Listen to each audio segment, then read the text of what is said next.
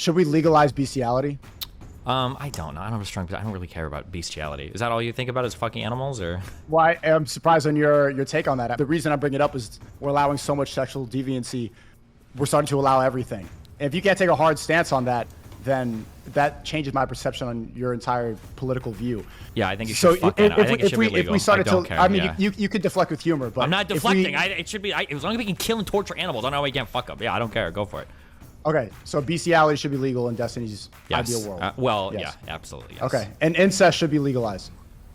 I don't even know if incest is illegal. Most of the bad things that happen under incest are already illegal. I don't think it is in every state. There should be no punishment. Okay, how about not even legally? There should be no shame. That's one thing that I've noticed traveling the world is that there's an element of shame that keeps everything intact because people don't want to act. They don't want to pass these taboos that have been instilled by society. Do you think that there should be no shame for incest? No, I think for incest, probably there should be. Yeah, because most incestual relationships are really bad.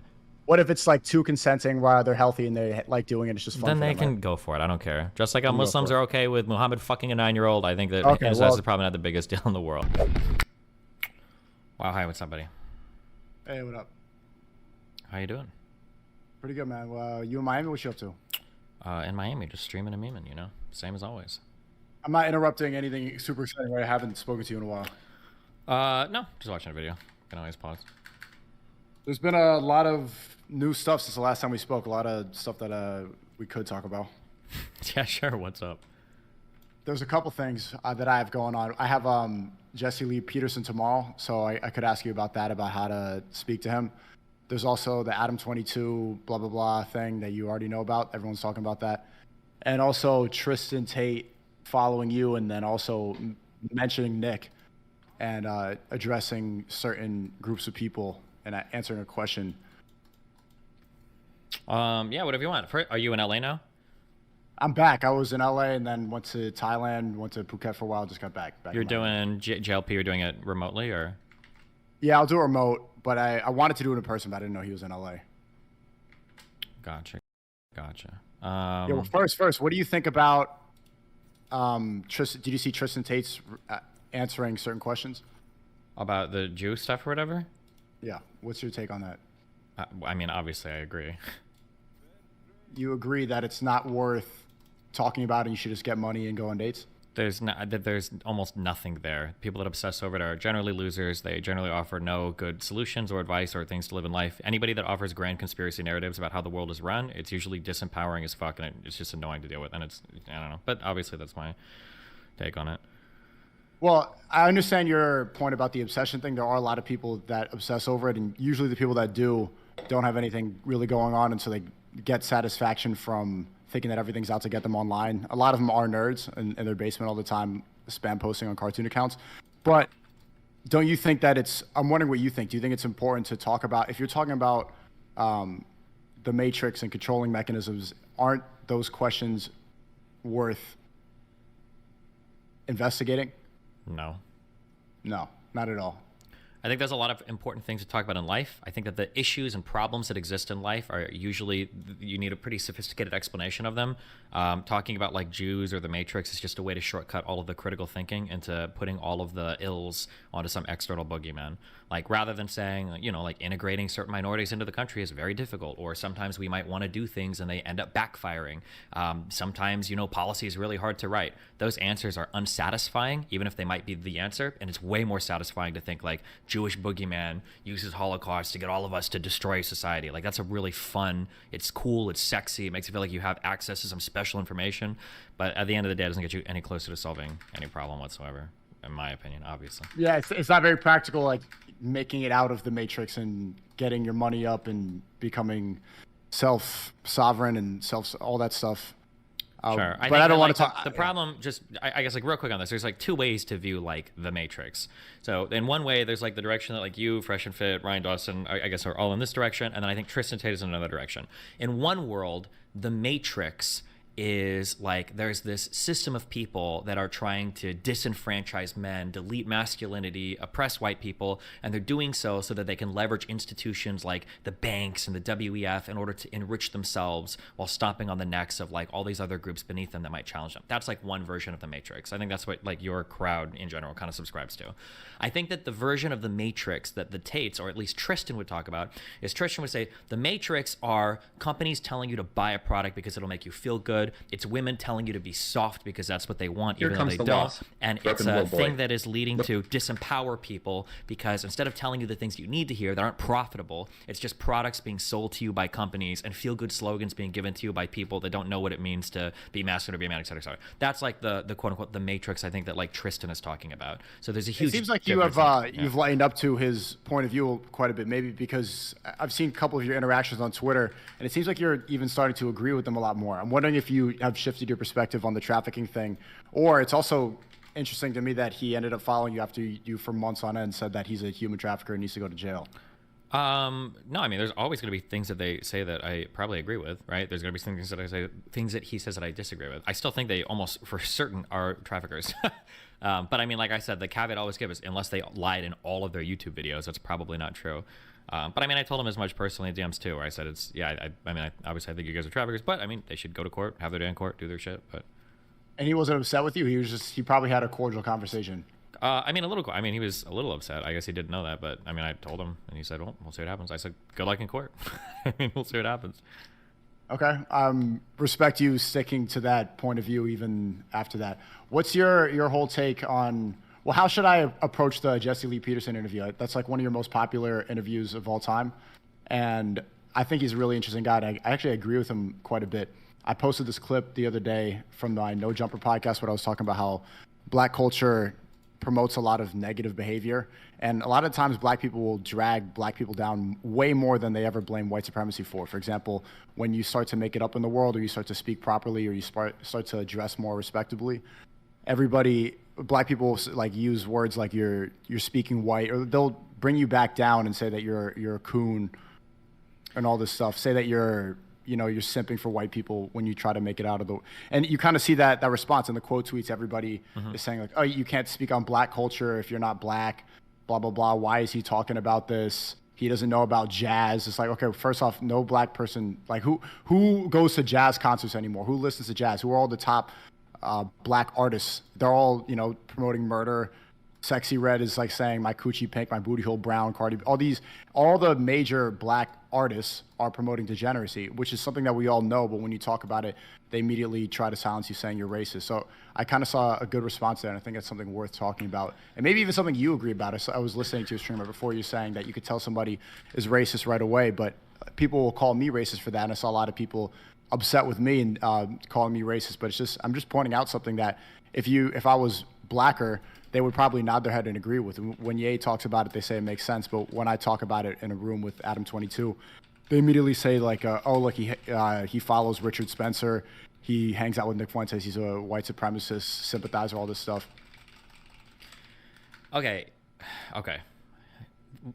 When I say this, I'm not here to pass judgment one way or another, but when people have these conversations, there's just some things I would like them to be aware of, okay? For a long time, I would agree that to some extent, rap is degenerate, right? Especially when we talk about early gangster rap, especially when we talk about sad boy, fucking Xanax rap, all these rappers that die of fucking drug ODs and all this shit. Like, there is an element to, you can even say there's an element to black culture that's degenerate, okay? That's probably true, right? There you go. Right. Sure. We agree on that. Sure. Wait. Okay, yeah, but here's the issue, and this is what I wish when people have these conversations, these are things they need to keep in mind, okay?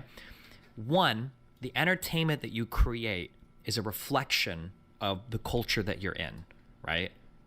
It wouldn't make, like, there is no Ashkenazi Jew that makes a song called, like, fuck the police. It doesn't make any sense. Like, why would you feel that way about the police if you're right? Well, unless you're talking about the Gestapo, right?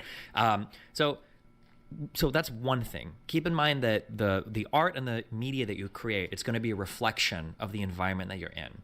Now, if we look at the history of African Americans in the United States, the environment that they've been in for a long time has been, on one level, legally and institutionally fucked, right? Or legally fucked, right? They were slaves, okay? Past that, it was institutionally fucked. Jim Crow, redlining. I understand that. Right? Yeah. But then why is it that whenever a rapper starts to get out of that, even Wait, years after hold on, wait, real quick. I'll let you answer or ask her. I just want to explain this real quick, okay? Right? That for all these times, black people's culture in the United States, because of things that have been outside of their control, they've been relegated to really shit environments. And as a result of that, the media they've made has been some kind of reflection of that. Then there's also this kind of uncomfortable thing where we're very critical of black media is garbage. Black media is horrible. It's bringing down the black community. But then there's this uncomfortable trend of like, black people will create something that's disgusting. The blues and jazz, these bastardizations of European music, and then eventually white people are like, you know, it was gross and we shouldn't for it, but actually it's kind of cool. We're gonna take it, right? Blues, jazz came a lot of it from black players and fusion of their culture into European style music. They made something new and creative. We thought it was horrible, and then Elvis Presley comes out and does rock and roll. It's awesome. You go to jazz institutions today, it's all white people playing. It's awesome, right? And then something similar is kind of happening with rap. Rap is gross. Rap is disgusting.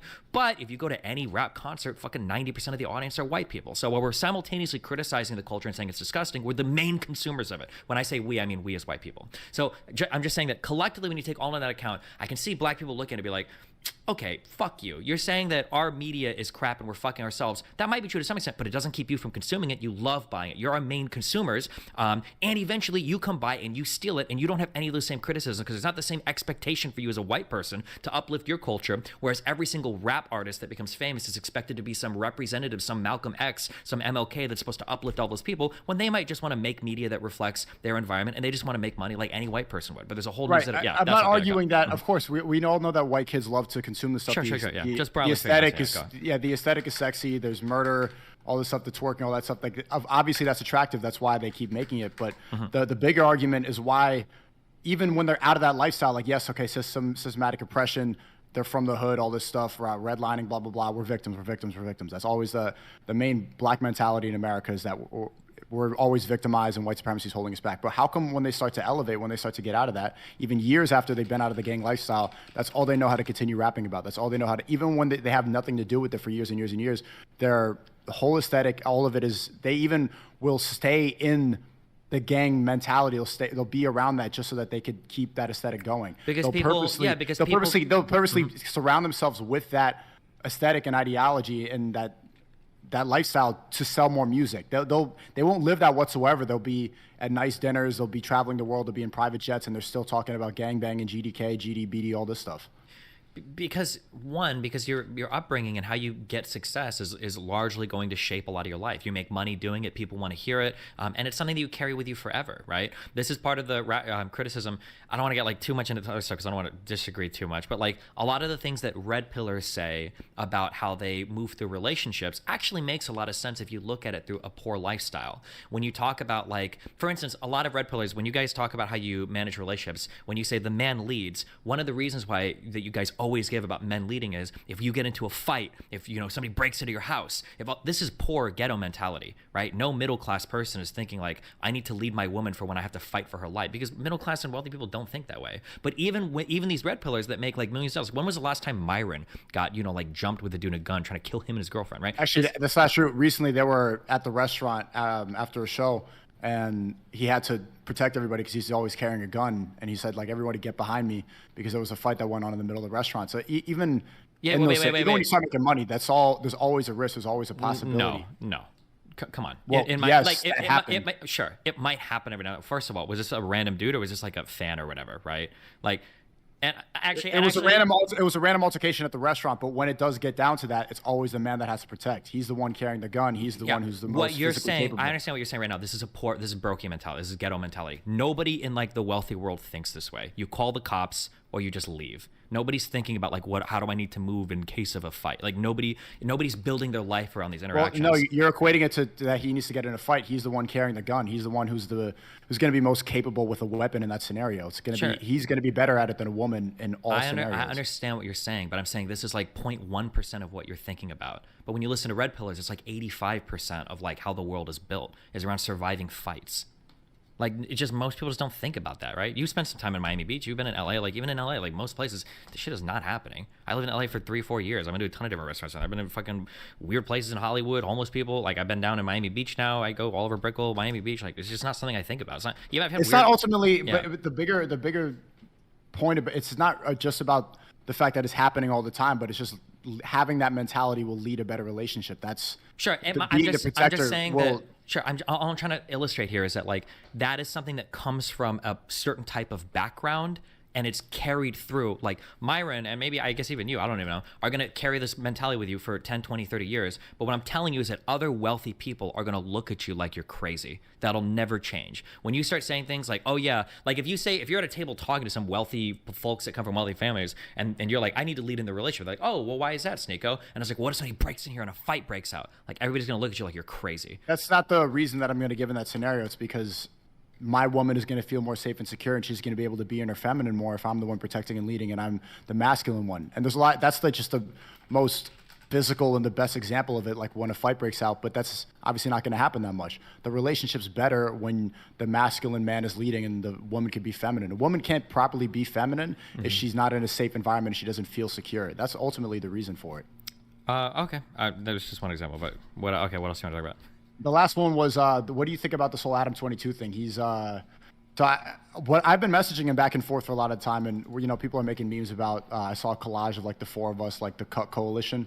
I think it's funny. And Adam, I like the fact that he seems really happy with his daughter. He was traveling around Europe. He just got married. He was on his honeymoon. I see him like pushing his daughter in the swing. And then I go on his podcast and he's like, yeah, I just let my wife do a BBC porn. And I'm wondering because in my opinion, I like the guy, I really do. But you know, he has all these Satanist stuff in his office. He has like the Antichrist tatted on his face. He says he's an atheist, but atheists always tend to embrace Satanism to some extent. I don't know about you. That's a bigger thing that we could talk about. But he seems to be coping now on Twitter. He seems to kind of be justifying it. And he's like saying that, I like this and it turned me on and all this stuff. But he's also like feeding into the trolls, and it clearly bothered by it to some extent. I'm wondering what you think about it. I don't think he's bothered by it. I think he's bothered by how much other people are bothered by it. Which is still bothered by it. Well, no. It's bothered by other people being bothered by it, right? Like, when somebody calls me racist, that upsets me. It doesn't upset me because I'm racist. It's upset because they think I'm racist, right? There's a difference there, right? Okay, so you don't think that he cares at all? I mean, they had a large conversation about it. If he didn't want her to do it, he could have just told her not to do it, no?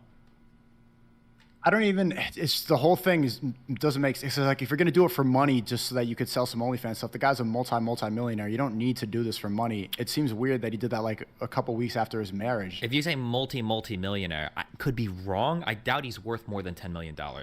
Unless whatever, but there's no reason, like the thing like, oh, I'm just doing it for money is also cope, because you don't need to do that for money. That's the last thing. Well, but it could be a fuck ton of money. This might be like, this is probably going to be the best OnlyFans. Okay, but what is he gonna buy? Like, if he say he has an $8 million net worth, what could he doesn't? That's not gonna give him a lifestyle upgrade whatsoever by, you know, having his wife do BBC porn. What was your read on it?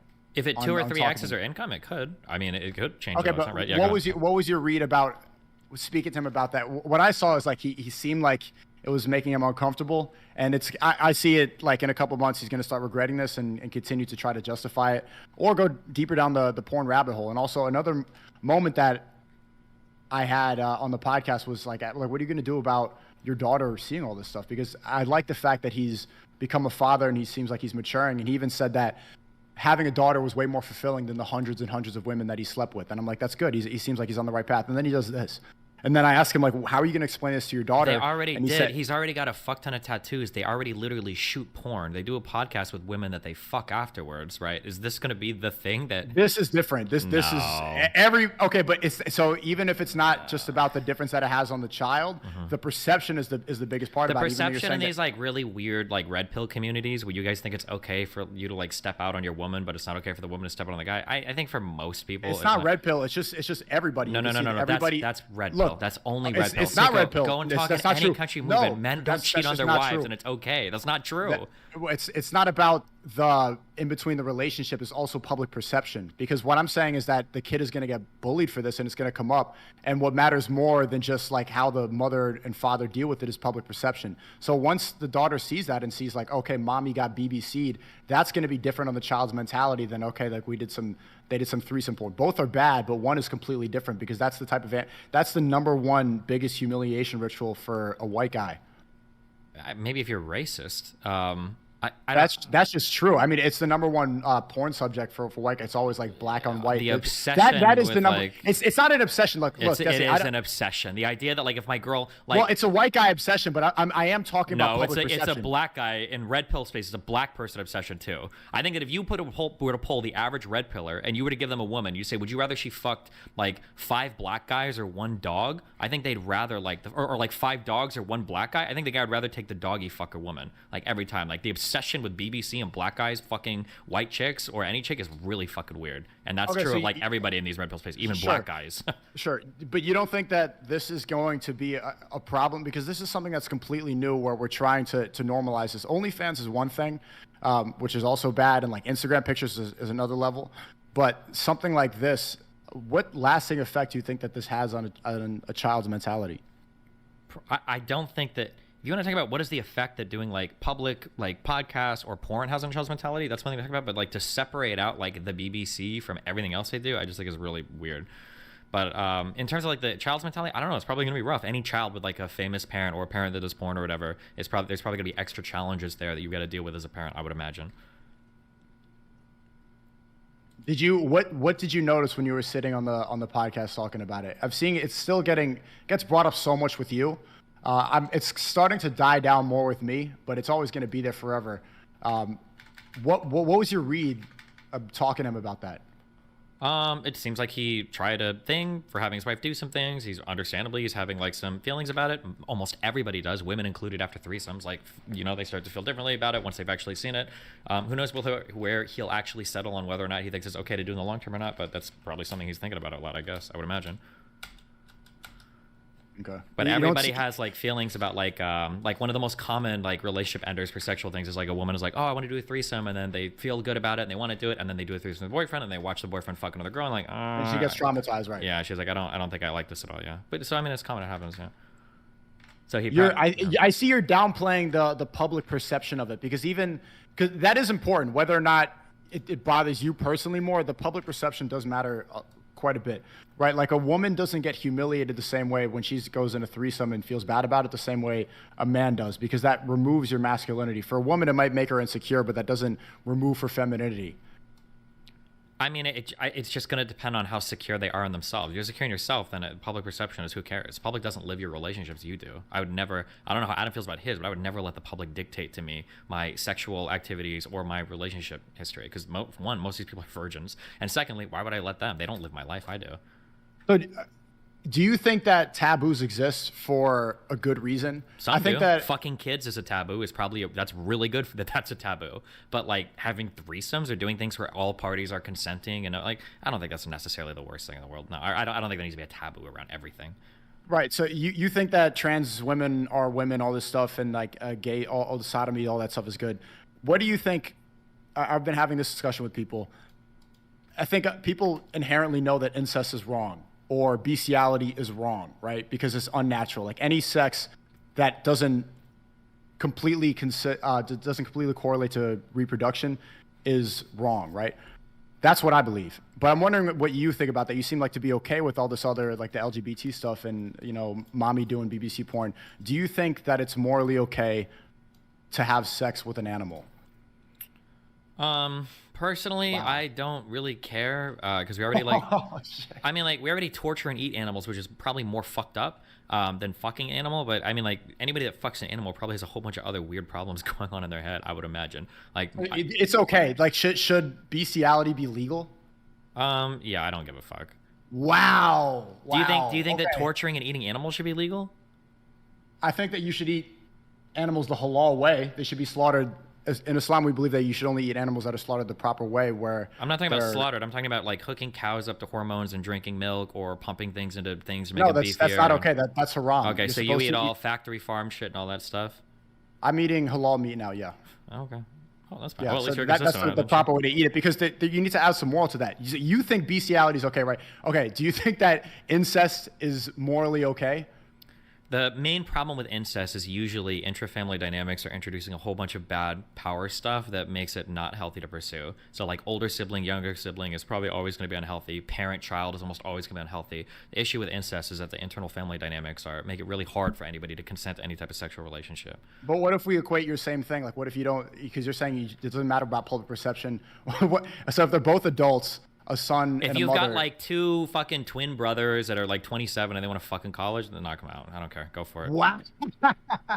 Yeah, this is what I'm talking about. Like, this is when I think atheists don't see that there's a soul involved, and committing these deviant acts starts to remove your soul from your existence. And when you start thinking that everything's okay, just because like you can justify it in a debate or something, there's some things that are just inherently wrong because deep down we know it. I think a lot of people even know this stuff without religion, but these are just wrong without debate, without discussion. Sure. And I mean, think like, stuff I like this, you understand- could just point blank period say this is wrong. Yeah, and I understand you think that, but the problem is at the end of the day, you're not even relying on your actual intuitions. You're going by the weird religious ones. At the very No, least, that's like, not even before Sure, my no. reversion to Islam. I would tell you the same thing. That's like, fine. I On was an my- atheist. Like I was a Reddit Yeah. atheist too, and I would have said the same thing. Like, no, bestiality is wrong, and like why it just is. There's Gotcha. some things that are Sure. that just and are that's wrong. great. That's fine. I would rather use moral intuitions and reasoning to try to avoid harm for people, right? Like you can sit here and be like, oh my God, you feel this way about bestiality and incest and blah, blah, blah. But I think that the way that your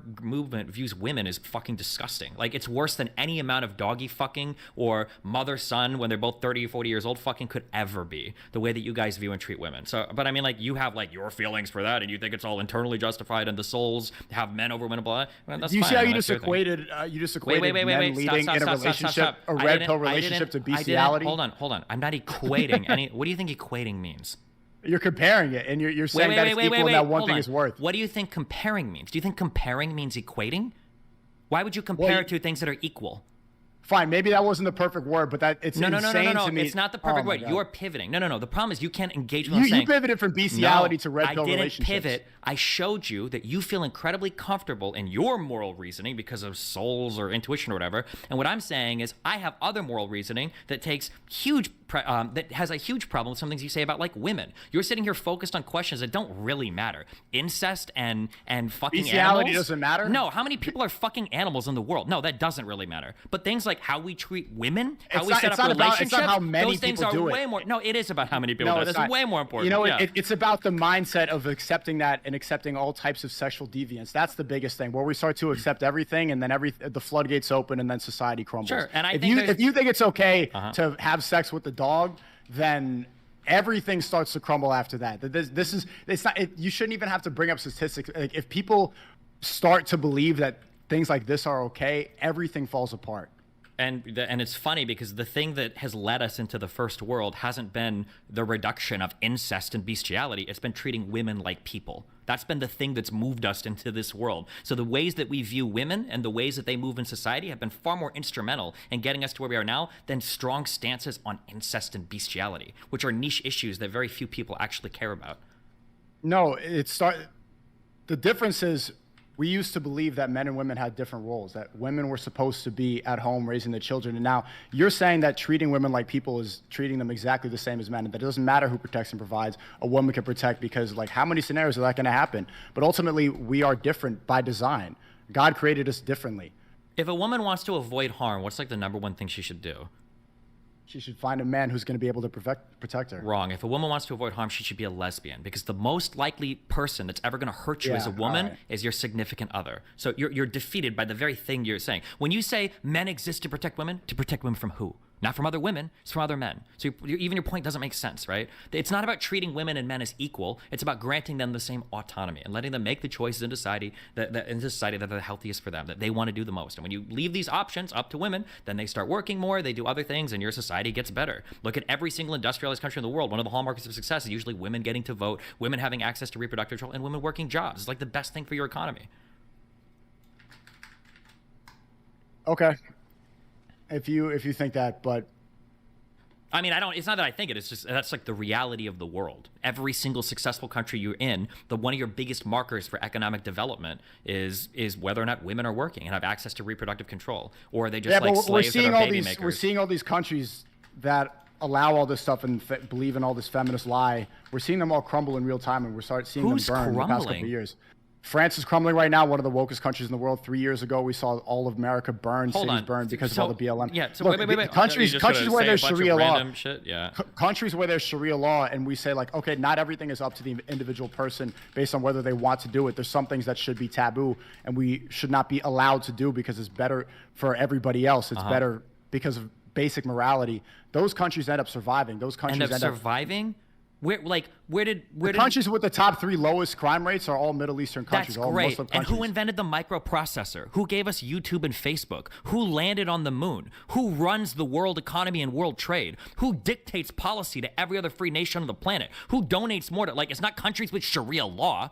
And those countries Sharia law can only do because they're sitting on fucking mountains of oil, right? Like, you don't exist without the United States, and I don't either. And you're trying to give me this idea like, well, Sharia law is good because we can make some women wear hijabs, and that's your marker for success? You're saying, no, my marker for... Also, France has France has a whole history of violent fucking protests. That's what they do. They kill their kings, they set their shit on fire. Has nothing to do... You see, you started bringing up all this...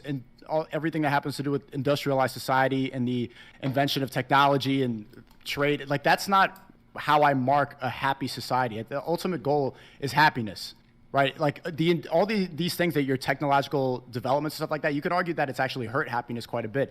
That isn't the ultimate marker of success, and I didn't argue for that at all. How are you finding happiness right now?